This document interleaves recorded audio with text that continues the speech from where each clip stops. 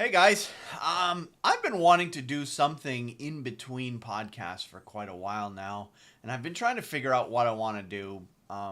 So to celebrate the opening of the 2017-18 season, I decided to go ahead and just this morning, this is the day after the opening night of the games. I just decided to come downstairs, turn on the camera, and just see what happens. Probably just going to talk about the games of the night before, and we'll probably just talk about games of the night before, my thoughts, and anything I want to add to it. And not sure where this is going to go. Obviously, I probably won't be able to do it every day. I'm certainly not going to be able to watch every game because, I do have a day job. But I definitely wanted to add some content in between podcast episodes because I know we've got a lot of listeners that are liking what we are doing on the podcast. I just want to add a little bit more to it with the YouTube because sometimes we can go up to 10 days between podcast episodes, and I know you guys would probably like to hear more from us. So what we'll probably do just to start with, and we'll just kind of let it evolve the way we want it, is every time I come in, turn on the camera, we'll talk about the games that happened since the last time I recorded and any news and anything like that has come up. So, all right. So here we are. It is Thursday, October 5th, the morning after opening night in the NHL. And in full disclosure, I did have to work till 10 o'clock last night, so I didn't get to see the early games, but I've watched highlights of all the games. And I did get to see the second half of both the Edmonton game and the San Jose game, or Edmonton-Calgary game and the San Jose Flyers game last night. So there's that. In the opening night of the NHL last night, there were 4 games. First one that happened last night, Maple Leafs at the Jets. So it's a home opener for the Jets, but the game was pretty much all Toronto last night. Patrick Marleau, in his Maple Leafs debut, got 2 goals. Mitch Marner, a goal and assist. JVR, a goal and 2 assists for 3 points. William Nylander with a goal. Austin Matthews with a goal and 2 assists for a total of 3 points. Tyler Bozak had a couple of assists. Nazem Kadri had a goal and an assist. And Leo Komarov had an assist last night. And, of course, back on D, 4 defensemen each had an assist last night. Connor Carrick, Morgan Riley, Jake Gardner, and Andreas Borgman all had just a single assist last night back on D. But the big takeaway from last night's game was just how good the Maple Leafs looked last night, particularly their top 2 lines. For the most part, from what I saw in the little bits of that game that I did see, it was pretty clear to me that Toronto's top 2 lines are going to be very difficult to play against this year, and it makes me nervous as a Bruins fan that how often they've got to play them. But essentially, the 6 forwards involved in the top 4 lines, of course, are Marleau, Marner, JVR, Nylander, Matthews, and Kadri. Those 6 players in particular, every one of them looked very, very good last night. And I think Maple Leafs fans this morning are going to be extremely excited for what they saw last night because the game really wasn't even that close. It was 6-0 at one point, and then pretty much at that point, it just looked like after that neither team particularly cared too much about playing overly tight defensively and overly physical and so on and so on. So score ended up being 7-2 Leafs. Rough outing for Steve Mason in his debut with the Jets. Connor Hellebuck ended up coming in short way into the third period there to relieve him. So hopefully for you Jets fans that this was just a blip on the radar for Steve Mason because it's going to be a long season for you guys if he ends up not being good enough to be able to handle the starting gig there in Winnipeg. So yeah, rough first night for Winnipeg. Great night for Toronto all around, and just an overall entertaining game, unless you're a Jets fan. All right, let's move on to the next game. All right, the next game I wanted to talk about was St. Louis at Pittsburgh. Very entertaining game last night. The final score was 5-4 St. Louis in overtime. At one point, St. Louis was ahead 4-2, and Pittsburgh came roaring back in the third to tie the game and then send it to overtime. So Pittsburgh manages to steal a point in this game. Actually, I wouldn't call it stealing a point. The game was pretty even most of the way through.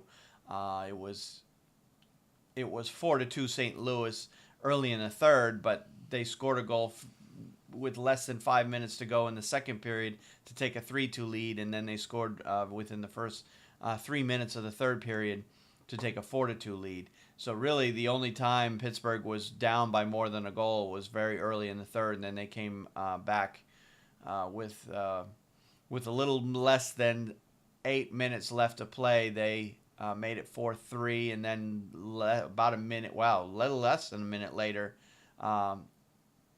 they tied the game with less than 7 minutes left to play.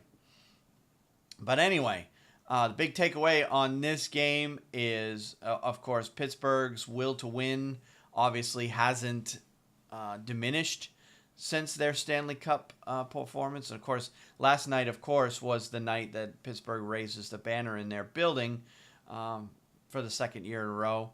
And great moment for those of you that are Pittsburgh fans. But anyway, new era, essentially. Well, you want to call it the new era in Pittsburgh. The only reason I say that is Matt Murray now is the clear and undisputed number one goalie in Pittsburgh. So I guess we wouldn't call it the new era for the Pittsburgh Penguins, but the Matt Murray era for the Pittsburgh Penguins has begun, and it begins with an overtime loss. But anyway, in terms of individual performances, Braden Shen, Jaden Schwartz, Paul Stastny, Alex Pietrangelo, and Vladimir Sobotka each had 2 points last night for St. Louis. While on the Pittsburgh side, Brian Rust, Jake Gensel, Evgeny Malkin, and Sidney Crosby each had 2 points last night for Pittsburgh. So in a 5-4 game, there was quite a few players with 2 points. So speaking of Jake Gensel, last night I noticed that he was on the PP1 unit. So obviously Pittsburgh has been using Evgeny Malkin back on the point on the PP for a few years now, back there with Chris Letang. So they needed a third forward to go with Kessel and Crosby. And Gensel, it appears, has that job. So those of you who play fantasy hockey, and if Jake Gensel is available in your league, although I highly doubt it after the playoff he had last year, you may want to be picking him up, because if he's playing on that first power play unit, he's going to get himself a fair amount of points, and he got 2 assists last night. So yeah, good sign for Jake Gensel's future that he's going to be, he's the real deal. It wasn't just you get these players that have a great playoff and then kind of die off after that. But with Pittsburgh putting him on the PP1 unit, that definitely tells me that he's the real deal. All right, where I didn't see that game, that's pretty much all I have for thoughts on that one. So let's move on to the next game. All right, Oilers Flames. That was the third game of the night officially in the NHL schedule last night. And I was able to catch the second half of this game. And the only thing I have to say is, wow. Connor McDavid, and I'm sure you know where I'm going with this, he had one heck of a night last night. Got a hat trick in the opening game, and actually it made history. As think back with all the great players that the Oilers have had, Gretzky, Curry, Messier, Anderson, Coffey, all the great players that the Oilers have had going back in the day, going back in the 80s when scoring was as easy as, well, yeah. It was pretty easy back then. No one in Edmonton Oilers history has ever scored a hat trick on opening night, and Connor McDavid did that last night. So he makes history last night, getting 3 goals. Of course, one of them was an empty netter, but still, 3 goals is 3 goals. They all count on the score sheet. And he was just dominant in this game. And on the couple of the goals, or not just goals that he scored, but other plays during the game, he just looked like, you go to these youth hockey games and there's always one kid on the ice that stands out above the rest of them. If you've ever watched kid hockey, any youth sports for that matter, there's usually, in any game, there's one kid that is clearly better than everybody else on the ice. And that's what it looked like last night in Calgary, Edmonton game, is Connor McDavid was so much faster than everybody else, so much better than everybody else. We are going to be in for a big season.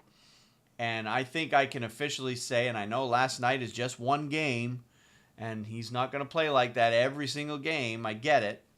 But I think the argument on who the best player in the game today is, regardless of what NHL.com says and regardless of what the NHL Network says.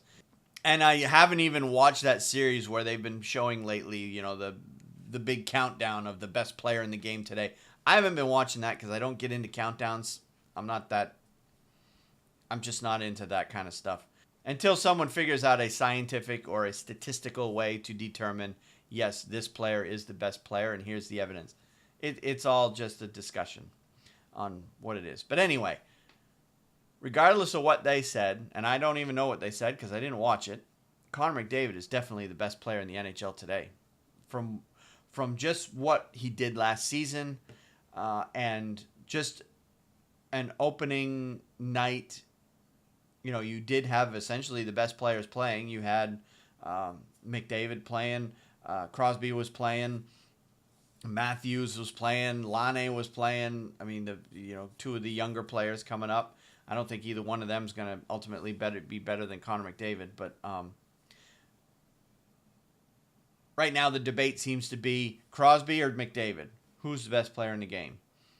And based on last night's performances, yeah, Crosby had a good game himself.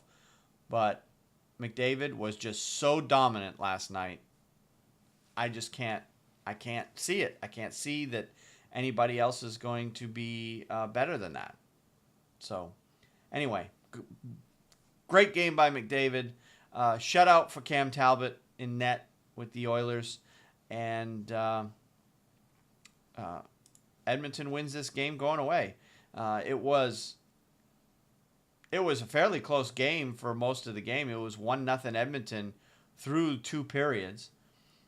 So Edmonton didn't even score goals 2 and 3 until the third. And, of course, the third goal was an empty netter. But so it was a good game. It just wasn't very high scoring. Of course, McDavid had all 3 goals for Edmonton.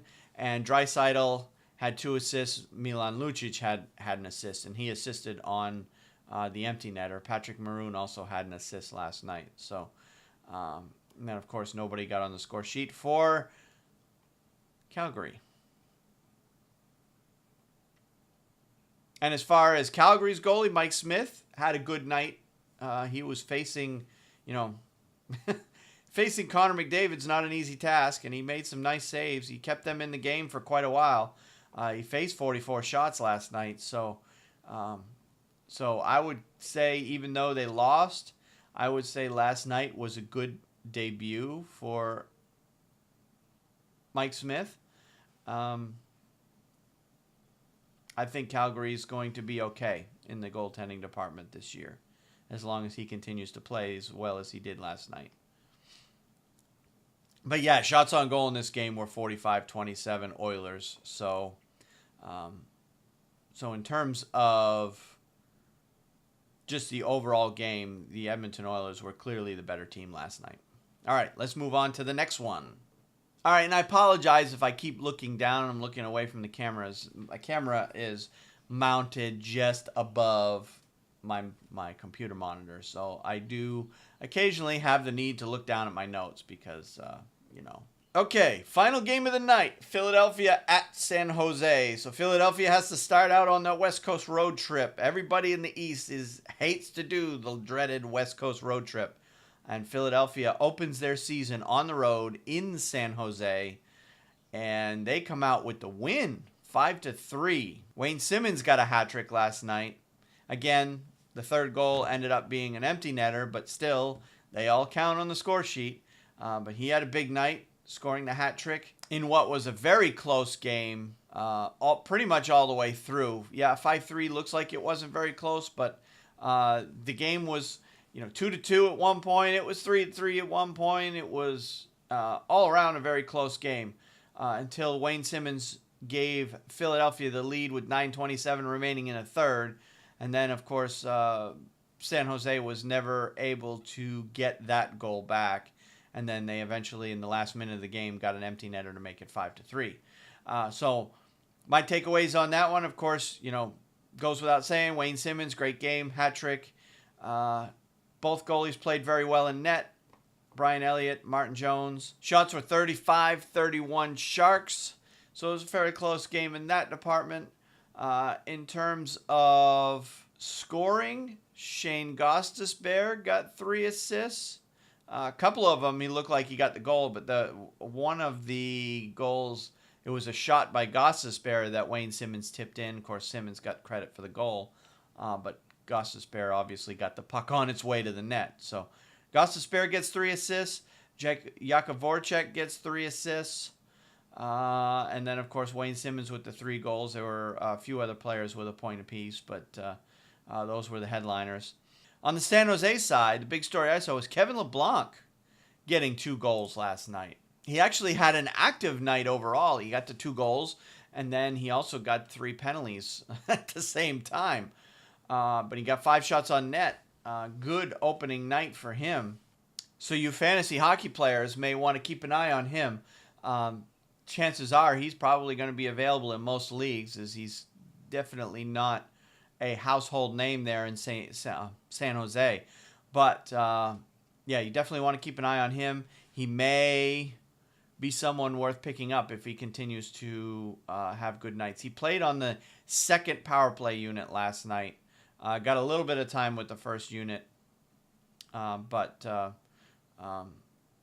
all in all, just a very good night for the second-year player, Kevin LeBlanc. As far as other players on the Sharks, they didn't have anybody else on the team with more than 1 point. Pavelski, Thornton, Couture, Dillon, and Burns each had a point apiece. And, of course, Martin Jones played in net, played decent.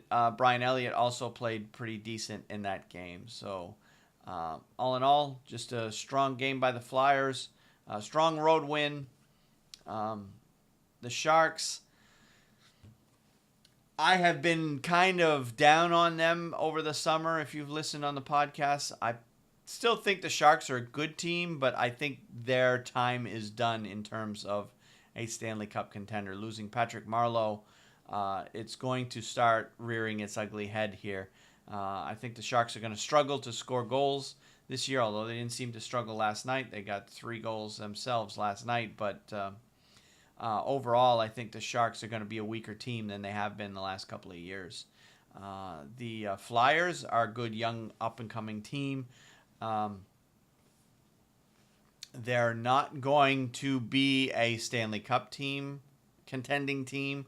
I don't think they're going to be a playoff team, but it was good opening night for them. Good win for them. One note on the Flyers, Nolan Patrick made his NHL debut last night. I don't know if you knew that. Most people didn't notice. He ended up with no points, of course. He had 3 shots on goal and didn't register any points, no penalty minutes, just an overall quiet night for him in 13 minutes and 30 seconds of ice time. He didn't see any time on the shorthand. He only saw 44 seconds on the power play. So obviously they're going to ease him into action. Looks like he played. He certainly wasn't first line minutes, but he probably played somewhere in the second, third line kind of minutes there. And that was it for games from last night. Just 4 games last night. Now tonight, let's take a look ahead.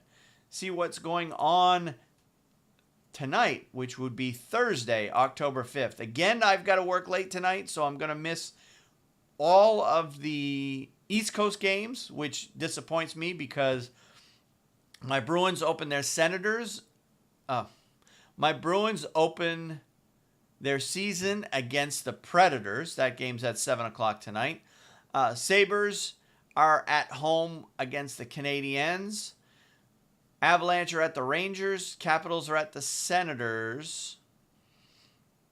And the Wild are at the Red Wings. Those are all your early games of the night.